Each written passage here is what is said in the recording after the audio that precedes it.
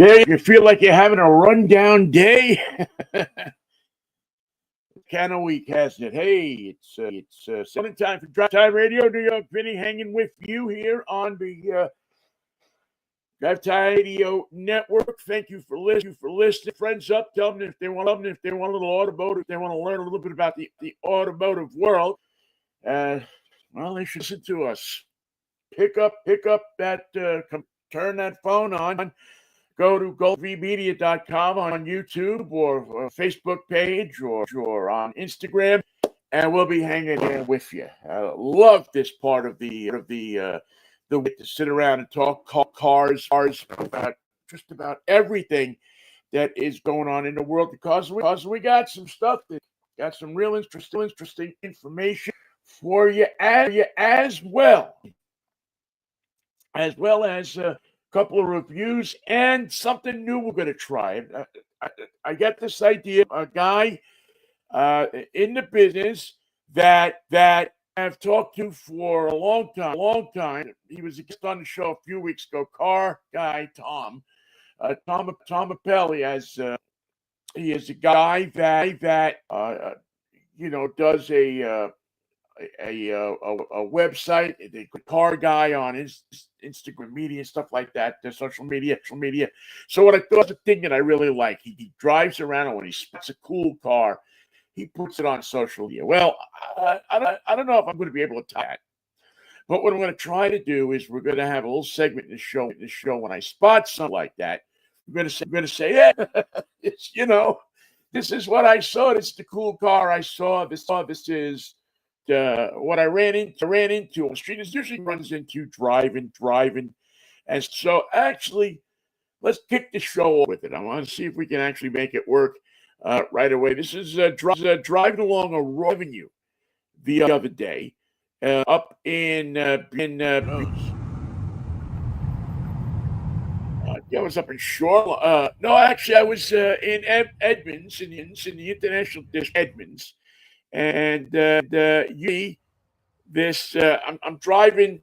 I'm doing a road testing on the K4 Kia, and as I'm driving along in the Kia, look what I spot: a Subaru Baja. Now, Subaru would be advised to come up and back with these. This is the for those of you just listening on the radio. This is a Subaru around in the 80s and the 90s. It was the 90s more. That was a half a car and truck, kind of like the Santa Cruz that you see from Honda. This was the equivalent of, and I thought they were cool cars because they had 4 doors. They were like an SUV inside or a Subaru station wagon, but yet instead of the back being closed, it was open. So if you wanted to fit something bigger in there than just some toilet paper from Costco or boxes or something like that, you could do it. It was out in the open. Put a refrigerator in there if you were helping your friend. It was a short bed, but yeah, she's bed. And I just thought that was kind of a cool thing that Subaru came out with. And I'm hoping that they do that again. It's a few that are supposed to be on the way. We see it all the time. We hear it all the time about smaller pickup trucks. That they are supposed to be on the way, that they are coming. I haven't seen too many of them yet. The Ford Brick and the Santa Cruz are really the only 2 small pickup trucks that are out there right now. I mean, I guess you could put Chevy Colorado and the Canyon GMC into that category because they're smaller than the Dragoon, the big pickup trucks that we see around. So new segment, car spotting, and hope you like it. And that's for a friend, Tom Appel. The Ford F-150. Most stolen vehicle, I believe, in America. I know it just got knocked off as the best-selling vehicle in America, but it's without a doubt one of the stolen vehicles in America. Well, Ford on their 2025 Ford F-150s is going to address the problem. They're going to a safety, not a safety suite, but an anti-theft suite that they're going to install into these vehicles, which is going to include tracking it through the Ford Pass app, which I actually have on my phone. But it's going to include tracking. It's going to include an ability to shut your car off. It's going to include ability to know where you're at all times. If somebody messes with your car, you're going to know about it. Something that's long overdue. But one thing about instead of just putting it in the car, they're going to check it. One of the other things going to do is if you get stolen, they'll pay you $500 deductible. So it's a protection thing. But the big thing, you'll be able to know where your car is. You'll be able to shut your car off. You'll be able to disable it. I think OnStar does that already with their system. But you are going to have to, according to RV, the people that brought us this story, you are going to have to pay for it. It's going to be, I think, $6 a month, and you're nothing's free in this world anymore. Especially when it comes to cars, nobody's giving you nothing for nothing, and so they come up with a good idea, but are you going to be able to get it? Yeah, I mean, listen, if you can spend $75,000 on a pickup truck, I guess you're going to be able to go out and spend $7 a month on top of all your other subscriptions. What the heck? You don't even know what you're starting to do anyway. I mean, I had no idea. All I see is pop up on my phone. $7.95 to the New York Times. But $8.95 to this, $2.95 to that. I get $9.95 to debt by phone every month, but those will be there, and you will be able to find out more about that.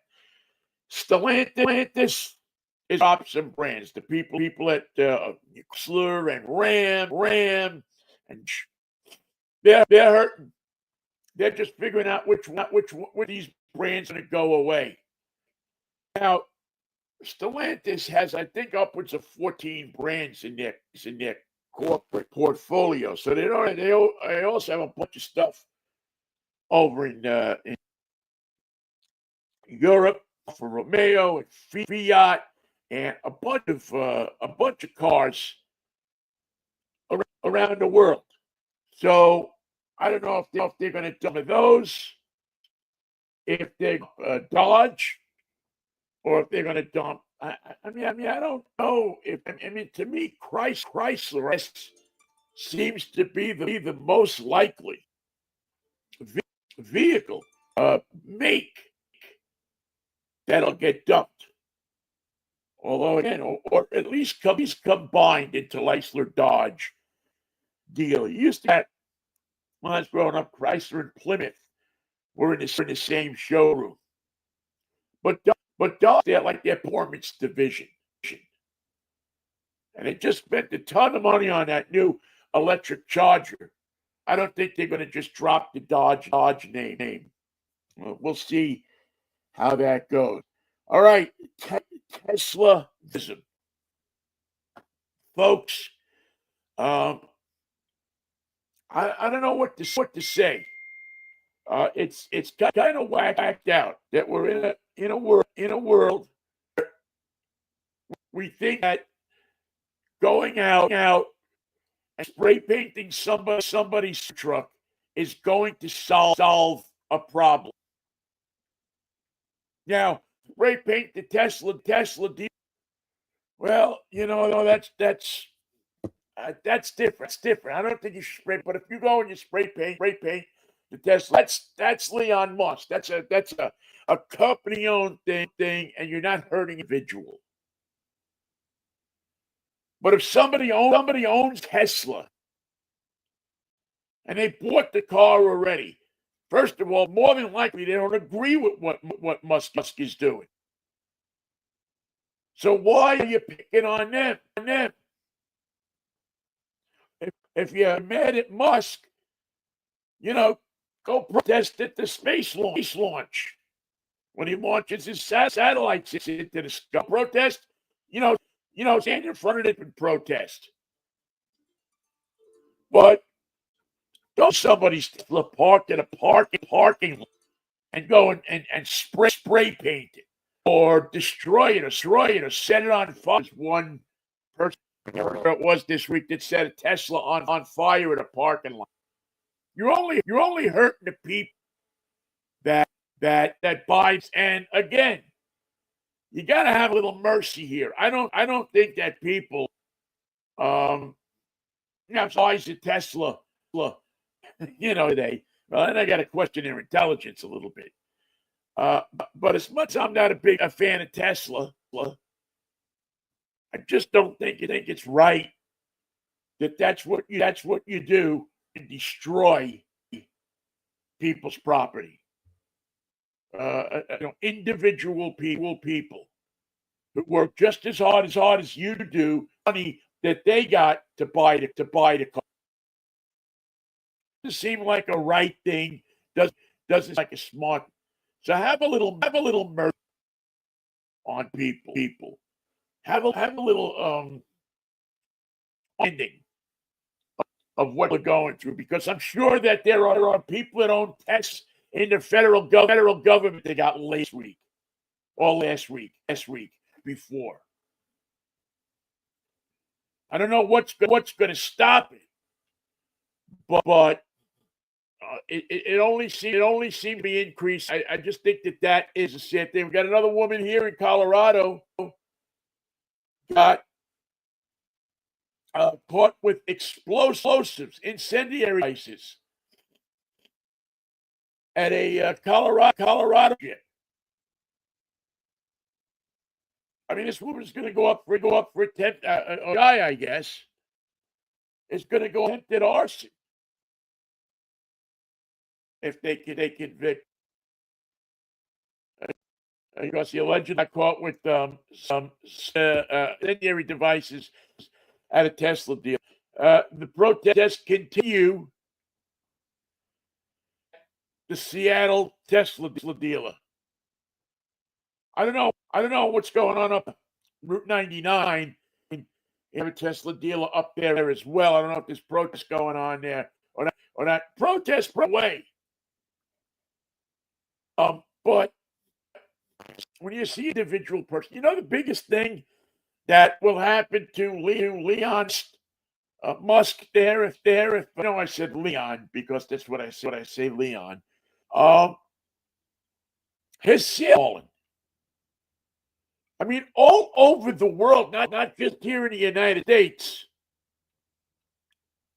All over the world are all over the world, people are staying away from Tesla as far as buying it. But maybe the best, maybe the part of this whole thing, and this comes from the New York. Tesla owners are disguising their cars as other vehicles in what may tend to avoid vandalism linked to Alkin founder Elon Musk. People are posting on Reddit showing a cyber Toyota stenciled across the tailgate and a Tesla S with the Mazda logos on it. Tesla Model 3 with Hondas, and another Model 3 with 4 rings on trunk. I guess people think. I guess people that they can take a Tesla. The regular Tesla away with it. The Y or the 3. But I want the Cybertruck, man. I don't think Toyota on the back gate of the truck is gonna buy you a fence. But hey, you gotta give him credit. One driver said Imagine being so ashamed of Tesla. You just have to do a change. Seems that owners are embarrassed linked to the brand. In London, they've seen at least 2 Tesla badges removed. Owners not wanting to risk being seen. And now in Europe, it's much of a thing very upset about the Nazi salute from Elon Musk. And the spray painting stuff is not just going on here; it's going on in Europe too, and in Australia. I mean, this guy is going to run himself out of business. Doesn't care. You know, he's the richest guy in the world. Maybe doesn't care. I just find it fascinating that all these people are.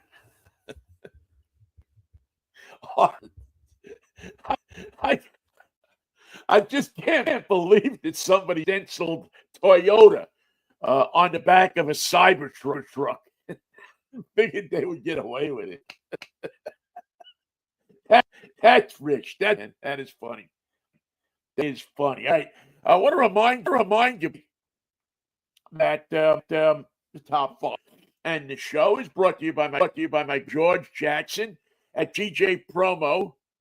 That's where you can find him on the internet. You can find him on Facebook if you're watching on Facebook, or just Google Promo. If you are or you're having a wedding or an event and you need a golf tournament and you need promotional items, things like what are those things that did it? The divot repairer tool. If you need those with your name on it, maybe you want golf bet your name on it. Maybe anything that you want to put your name on.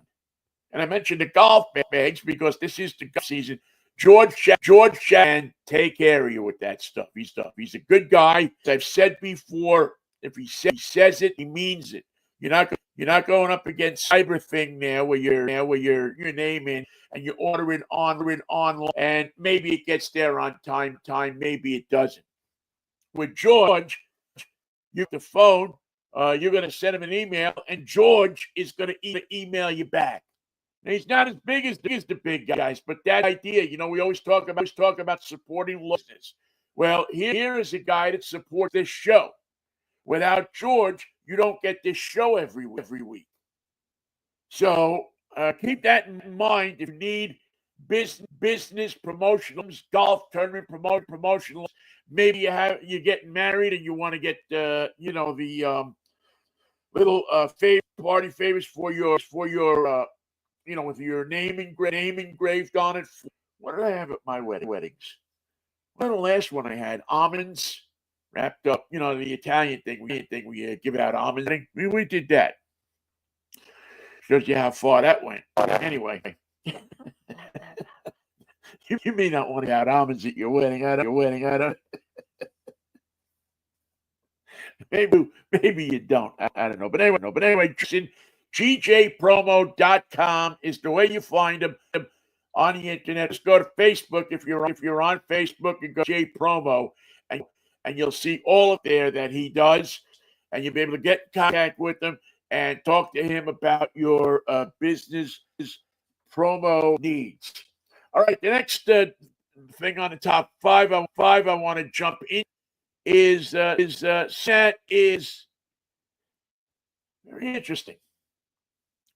Very interesting. And we're talking about electricals. This is something that is going to happen now. It's going to eventually happen. It may be stymied by the current administration, but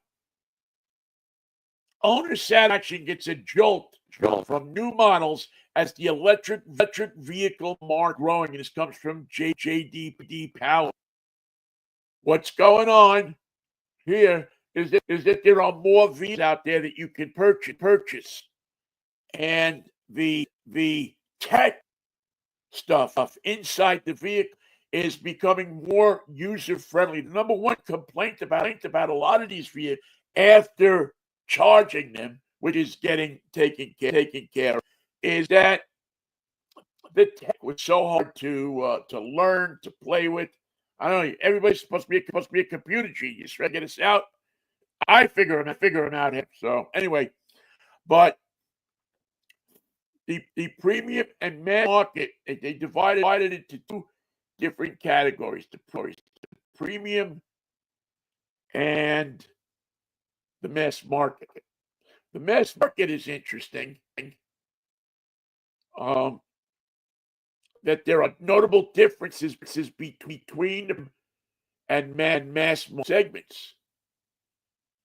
As infotainment for the mass market, battery electric vehicle citation as the most problematic.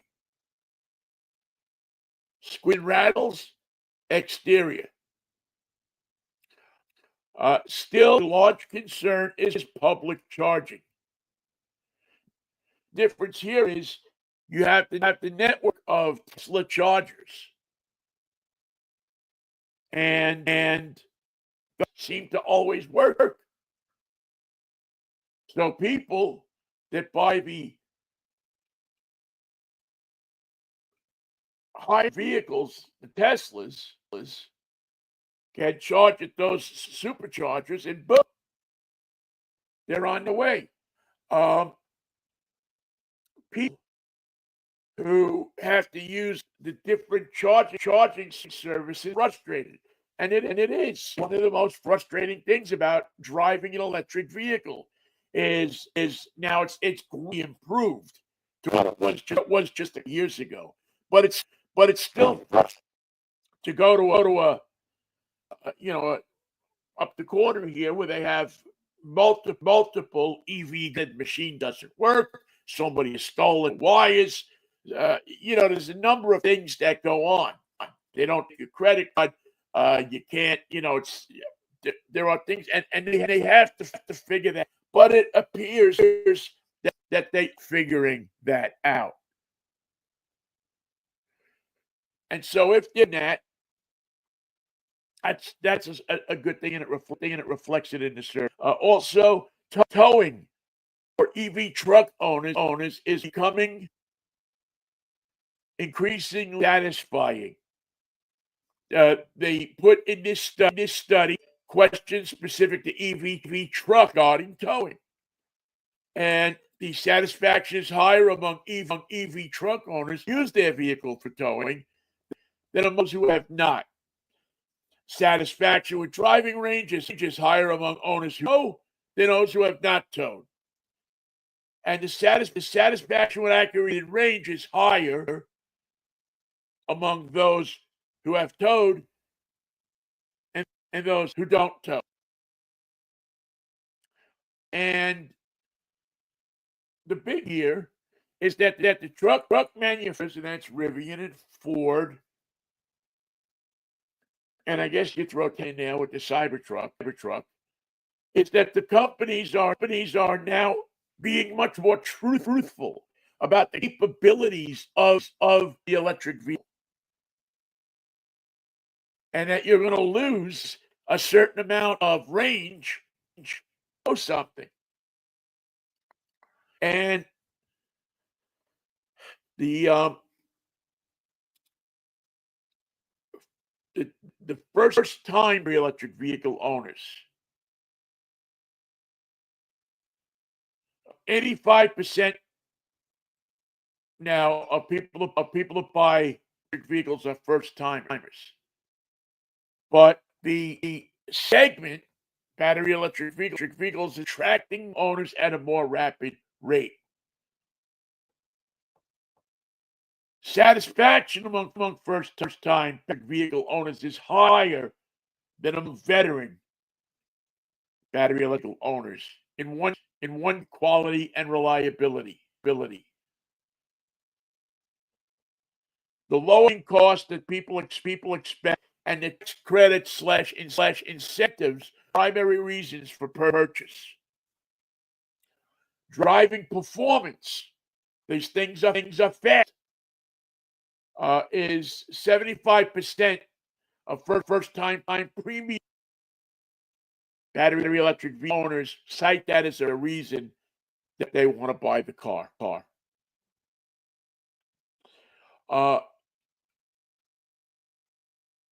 In ownership studies, in the premium battery electric vehicles, the most satisfied people are people that have bought Rivian R1T. Only the Tesla Model 3 above the segment average. Model Y, the Audi e-tron, and the Polestar are below that, but those are the top ones. For the mass market electric vehicles, the Cooper, which is manufactured by BMW, is the one that comes out on top with 702 possible points out of 1,000. The Kia EV is number 2. The Mustang Mach-E is number 3. The Ioniq 5 is the fourth, and the Volkswagen D4 6. Kia Niro, those are above segment average, which are the ownership satisfaction. Those vehicles are better than the segment 730 points out of 1,000.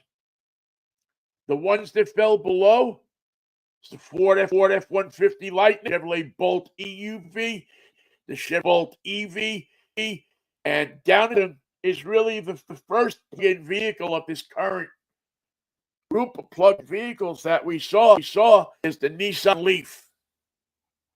Didn't even crack 700 points in this survey. And again, this is from J.D. Power. Very reliable. A group that monitors automotive satisfaction. So take that information if you can find it at jdpower.com if you want to read further. If you're thinking an electric vehicle, take this into consideration. I mean, I've driven everything, I think, on this list except for the Nissan Leaf. And I'm surprised that the Bolt scored low, because everybody I know that has a Bolt loves the Bolt, especially the V that's a little bit bigger burden. AD loves him. He's traveled all over the place with it. But it's good to see Kia Hyundai on this list, because I've told you for a long time the Koreans are doing electric right. They know how to do it. Maybe it's their partnerships with Samsung and some of the electronic manufacturers in South Korea, but they are doing these vehicles right. And it's hard for you to find fault with the E6, the Niro, the Ioniq 5. Hard to find fault with them. Good to see that the Mustang is up there too. I love the Ford Mustang Mach-E. And although you could argue it's not your father's thing, it's a good car. And I've driven them twice now for a week at a clip, and absolutely think it's a great car. Range-wise, tech-wise, driving-wise, they're quick, getting the range better. The Mini Cooper I not too long ago, and I have to tell you that the other one, spectacular car. And it was easy to see why they came in at number one in this survey. So if you are thinking about electric cars, and I can understand if you're a little leery, because the tax incentives are going to go away, and infrastructure bill that was passed a couple of years ago that included your charging networks and how the federal government was the charging networks kept out. Well, I don't know how long that's going to last. So if you own an electric vehicle, thinking about buying an electric vehicle, you would do to pick up your phone or email your congressperson, senators, and tell them that I am an electric vehicle owner, and I bought it because the federal government told it was going to be improvement in charging stations, and now you're backing down on your word. Not that I think a lot of people there are going to care about it that much, but I think if you pound that off to the Congress people and to the senators, that if enough people do that, that will make a difference. They'll be less likely to mess with the charging network. I don't know, tax incentives. They got to come up with it. If you're not going to be able to get Medicare, if you're over 65, I can't see how they're going to give you incentives to buy cars that are paid for by the federal government. But stay tuned, because I don't think that's is going to go away. Another quick thing that I want to hear is, well, two things actually. A very important. We talked about Ford with their anti-theft stuff, be package that they're going to include in the 25 F-150s. Well, WEWS News in Cleveland is reporting that Jeep and Dodge are the latest vehicles that are being cyber stolen by high-tech thieves. The Kias are off Kia, and now going after the Cybertruck. Excuse me, Jeeps and Dodges. And the vehicles, Jeep in the Cleveland area, out of 62 that have been stolen in the last quarter of 2020 and 24, were stolen by scanner tech. So there's a couple of ways they can do. You can go by your house. They have these machines that'll read the RID. So if you're one of those people that come home and you put your keys on a table near the door,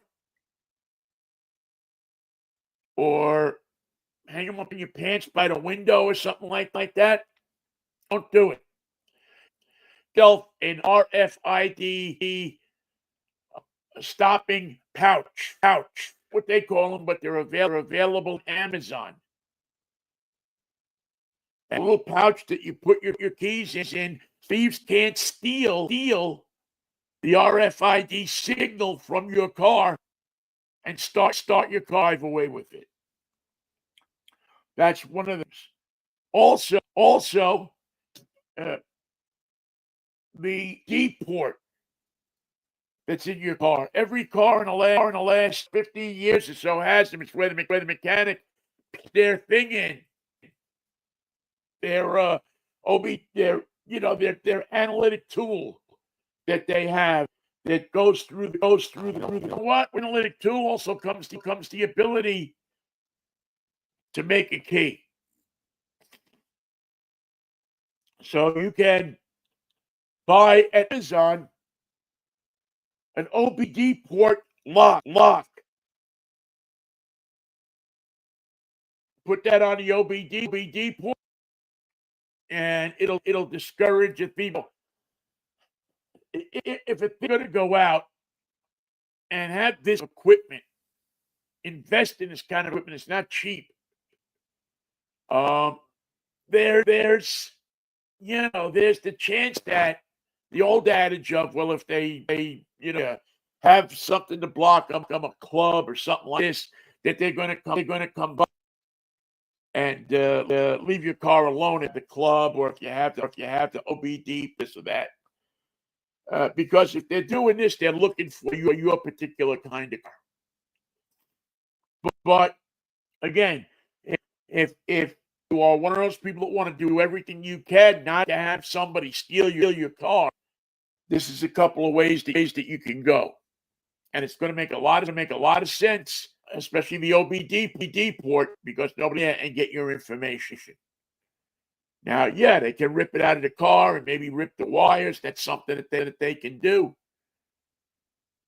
But if you're parked on the street, especially, it's another step that you can take to make it tough for them to steal your car.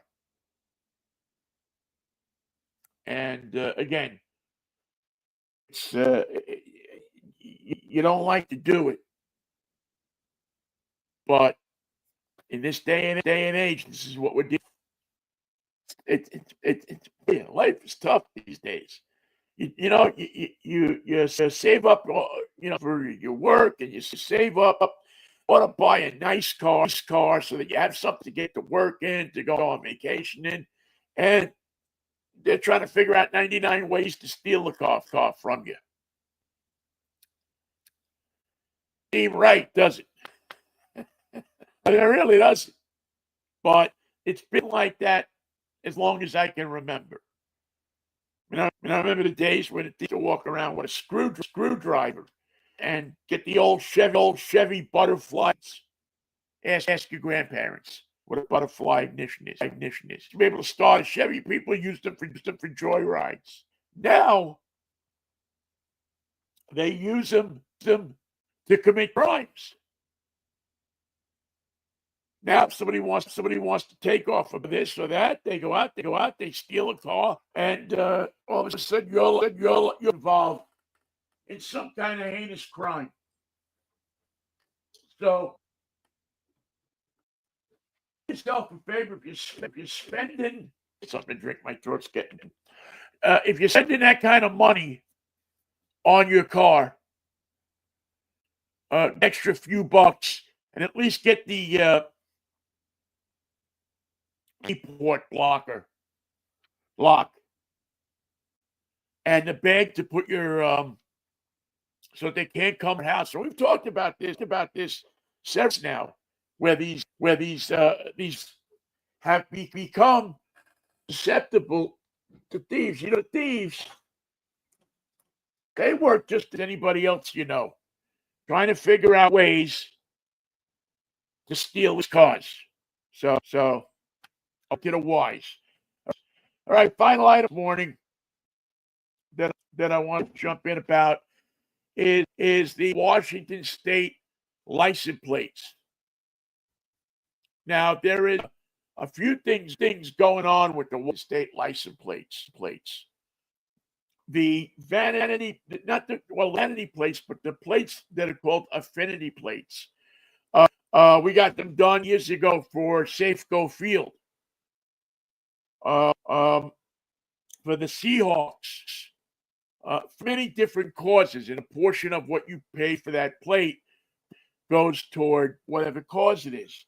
I guess this thing's coming out. Smokey the Bear article, and a Mount St. Helens plate. The Mount St. Helens plate that actually looked pretty nice. And I figured extra they pop you for them, but it's not. And then if you want to get it personalized, you can do that. But it's not an unreasonable amount of money, especially because donating to a portion of that money toward particular thing. They had the square. Now I really felt bad about this. They had the squares plate that came out. I think it was last year. I think it was, what did they say? 337 people in the whole state of Washington bought the square dance plate. I was more skip to the loo, my darling people in this state, would you? But there isn't.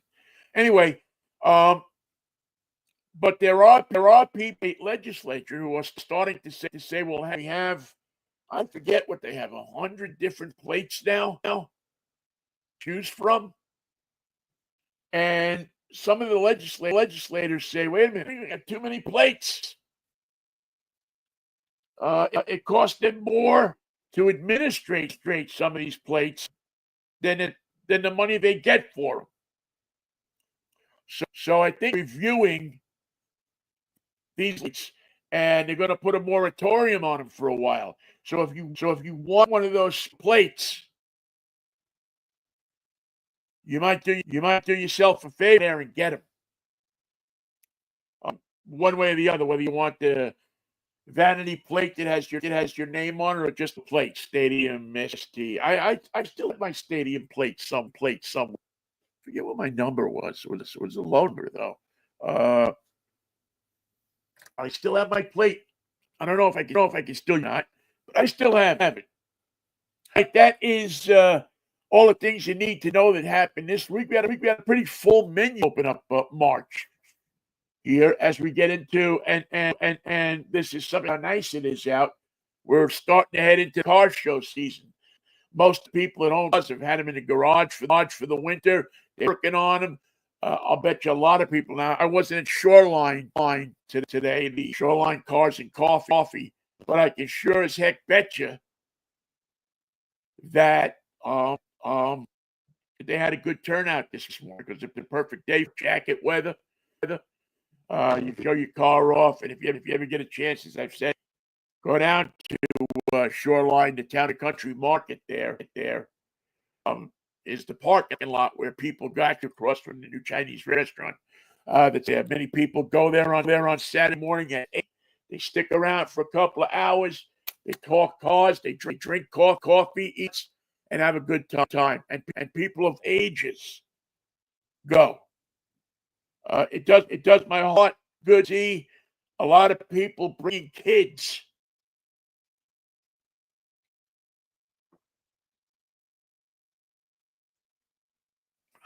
to Cars and Coffee. Geezers like us, we're getting old, man. You got to make sure that this sport lives on. And in future days, I don't know if kids are going to be as into as we are, especially with self-driving cars and all of that kind of stuff coming down the pike. I don't know that people are going to be as into the lifestyle as people that listen to this show are. So, something to think about. All right, let's let me quickly remind you this show is brought to you by Jackson Promotions. Is the guy when it comes to stuff for your talking about promotional items, keychains, mouse pads, all the things that you have to give out to people, or maybe you at a wedding give people favors, some kind of your wedding. A few years ago, I went to a wedding. Tell you how people gave out little disposable cameras with their names on them. But all of the kind of stuff that you get, they're almost like giveaways. I bet you George even has bobbleheads. I got to ask him next time. I'm going to talk to him this week. I got to ask him if he has bobblehead balls that he can get. I think I'd look good bobblehead. Some people might say I am a bobblehead already. I don't know. Anyway, so George, you can reach him at gjpromo.com on the internet, also on Facebook at George Jackson Promotions. Find him, talk to him if you're looking for this kind of. He will take care of you. George is a good guy, and he will take care of you. All right, let's jump into our one of my favorite segments. Yo, Vinnie, what are you driving this week? This week it is the 2020 Chevrolet Equinox, depending on how you like to say it. Active all-wheel drive. This is all new for 2025. Chevy has come out with, if nothing else, it's a fantastic color. But this is their smaller, I guess goes up against like the Honda CR-V and the Mazda CX. And I have to tell you that I like this vehicle. I really, in driving this thing around the last couple days, and heading up and down the highways and stuff with that. I haven't taken it up off-road. I haven't taken it up to the Joe yet. But the Equinox with all-wheel drive is turning into a very, very nice SUV. Little crossover. It's got a lot of room in it. First of all, the outside, as you can see, it's got to be styling. This is derivative from a Camaro. It has a lot of space inside. I don't know if it's the last liter, but definitely has enough space in this two-row SUV to park your stuff, and fit a ton of luggage in there, or a ton of toilet paper thrown at Costco, or tissue paper, whatever you get at Costco. You can fit some boxes back there. That seat, middle seat folds as well. Or if you're a car camper, it folds down nicely as well. Going to look at the exterior of this vehicle, the Equinox Active, nice body lines. The Active supposed to be their kind of dressed up as a four-wheel drive, all-wheel drive vehicle that you can take off road. Now, I don't know that I'm taking this thing far off, but this is going to look good at the. I love the green color that they have come out with for this. The white top with the green body color really looks sharp on this vehicle. With the saddle interior, and I got to tell you something, Chevy has really up their game when it comes to interior. Look, that dashboard is styled. The big screen that's on there, you got 11.3-inch touch screen in front of you. Have an 11-inch digital instrument panel. Both of those together give you a lot of information about the car. The materials, the interior of this car, soft touch, and the seating material as well, are comfortable. The car has some of the most comfortable front seats that I've sat in a long time, to get that back seat down. And look, Ma, no transient hump, none whatsoever. So the infotainment works great. The screen in front of you gives you all the information that you need. This vehicle, the Ecotec 4-cylinder engine, is a winner inside. And I don't know what the situation is as far as getting on the freeway. I haven't get it on the freeway yet. I'll let you know when I do the full review of the car. But I do have to say to you that it seems in regular traffic do really well. To a sense of that you got your money's worth out of this car. It goes. Yo, Vinnie, what are you driving this week? Sticker price. Also, engine-wise, they have put in this thing the reliable over they did the turbocharged 1.5-liter 4-cylinder. Your front-wheel drive gives you 175 horsepower, 184 pound-feet of torque. But I'm going to give you, if you go buy this vehicle, if you're thinking about it, spend the extra money, get the all-wheel drive, because you instead of a CVT transmission, you get the 8-speed automatic. And hopefully they're going to come out with a hybrid version. It's not an electric Equinox. If you go to the showroom, you see an electric. It's a totally different thing, the electric. But they've dressed this thing up in active trim. As I said, it drives nicely. It has active, gives you a little bit softer tuning, and it soaks up the bumps roads in Washington really nicely. But it also, with the all-terrain tires, it looks nice, and I think it rides. You feel a little bit more, but I never think there's anything with that. But you get a to this car. Steering is a little heavy, but again, I think that you're looking at that for Chevy, for anybody, is a winner. It's unfortunately, it does not have Super Cruise, which it should. Yeah. You should have a hybrid, and you should have Supers. But the updated version gives you more tech, more style, a great paint color here. Oh, I know everybody is not going to put in that color, but Camaro look in the front, and a vehicle.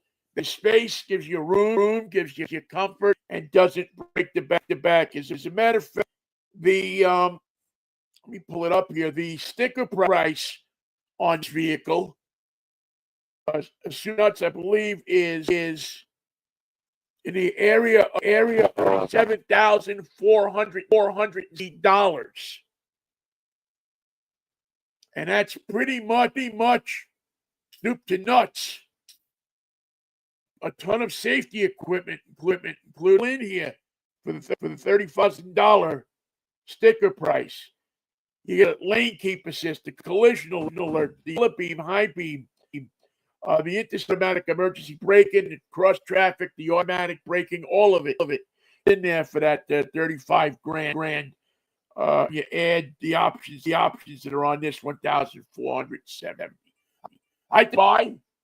And I think if you're in the market and you're a little tight on your budget, you ought to go look at this because you're not buying Honda or a CX much under $40,000 these days. It's just actually the way. So I think that Chevrolet out with a winner. I like the Ecotec engine. I think that with the turbocharger, it gives you a good amount of power. It's not gonna beat an electric out. It's not gonna be the fastest thing you ever drove, but it's gonna get you and the kids to, and it's gonna get you want to go. And you know what? I'm a Chevy, so I'll be happy you looked at a Chevrolet, because I think Chevrolet is getting their act together when it comes to their EVs. Some of them are hit and miss, or were hit and miss.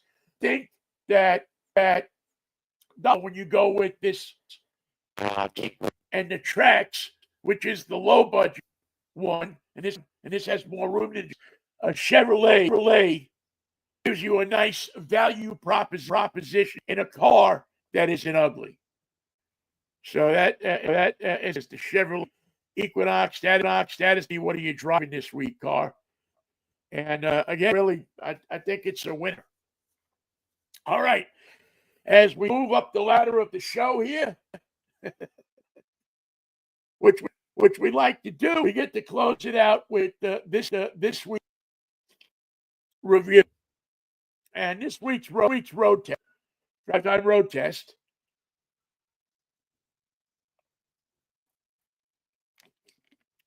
it's a car that I've had times before, and I really that the Ford Bronco is one of the best cars that has been put out by Detroit. When I review, I look at, does the car do what it to do? Now, recently, I got a chance to spend a week in the 2025 Bronco Big Bend edition.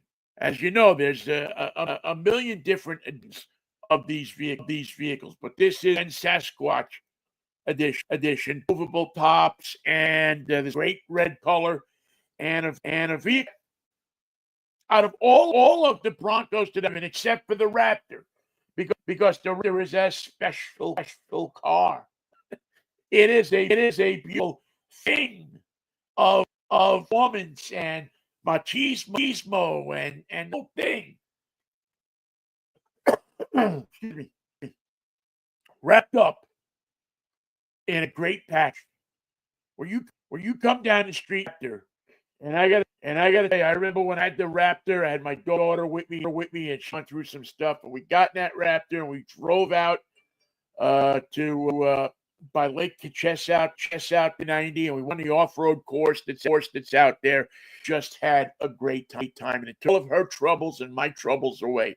And if a car can do that for you, you got something. It was the first time I'd seen in a week when we were driving over streams and stuff like that in a Ford Bronco. This Bronco does everything a Jeep does. I hate to say it because I love a Jeep, but this vehicle does everything a Jeep and cheaper. And I think in some respects, what the Big Bend edition does is it takes the best part of all these Broncos and it puts them into one model that winds up being less expensive than the other models for Bronco. So you can go and you can look for this particular model, the big model, and find much of the stuff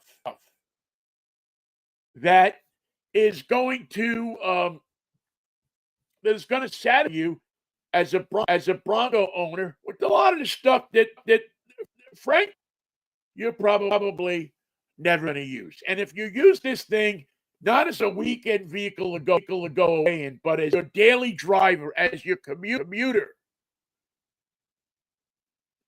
this particular vehicle, this big edition, is really a lot of a lot of everything that you need. And when you think about this particular vehicle, the 2.3-liter inline 4 turbo, and they had the twin turbo V6, but you get 30 more for $100. So I think that that you get a great value portion in this Bronco as well, and the materials that were inside that were in the interior were very nice, very comfortable.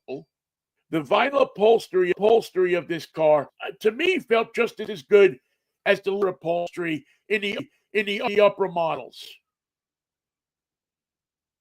There are packages that you can put together. You get the particular packages with everyone. Insulated hard is something that I think you'll hear instead of just having the uninsulated hard lid. Yeah, it's a little lighter, but the soundproofing you get from the insulated hard top and the heat that stays inside the car, I think, more than make up for the extra $2,000 you have to throw in there. And while this coming to stick shift, I'm a fan in this particular vehicle. It's a 10-speeder, and I think that this particular vehicle, and I made a mistake on the horsepower. 330 horsepower, 25 pound-feet of torque makes this particular vehicle feel. You don't lose anything. You don't lose anything because you don't have the stick shift. I'm a guy that always is screaming. They don't even have stick shift. Well, in this particular vehicle, I think what it probably does is add to the enjoyment of the everyday vehicle, everyday driver. The other thing that was on the vehicle that I liked was the Sasquatch package. 35-inch mud terrain Bilsteins, more grounds, and an automatic mode for the 4-wheel drive. This car is ready to go off-road. This was not an attempt at looking like an off-roader, like the Chevy that we talked about. This is a serious off-road vehicle. And if you want to go up to the mountains. You want to go up into the places where normally go with their cars. The Bronco is a vehicle. Bronco, the Land Rover is a vehicle that you can accomplish it in. A vehicle, I believe, is a tad under $50,000. So there's another nice thing about this vehicle. Under 50 grand sticker price, probably pay a little bit more. But the Bronco Big Ben for 2020-2025, I thought was a great. I thought that when you compare the prices of the bigger packages and you look at this car and you said to you, this has what I need, so what I don't need. And if you opt it out right, if you buy it from the, some you have to buy it from off the floor. But this one you order from the factory. You go and you get all of the stuff that you need. Take a nice trip off road, to take a nice vacation, and it's all there. So the Bronco Big Bend is our drive time road test of the week. Off road, road. The Bronco is a winner. Ford has really done a job with these vehicles. I'm talking about the Bronco. Has done a great job with these vehicles of giving you a car in configurations that you can use for weekend pleasure, but also work every day, get the kids from school, do all of that kind of stuff as well. This particular model to me is the practical of all of the Broncos out there.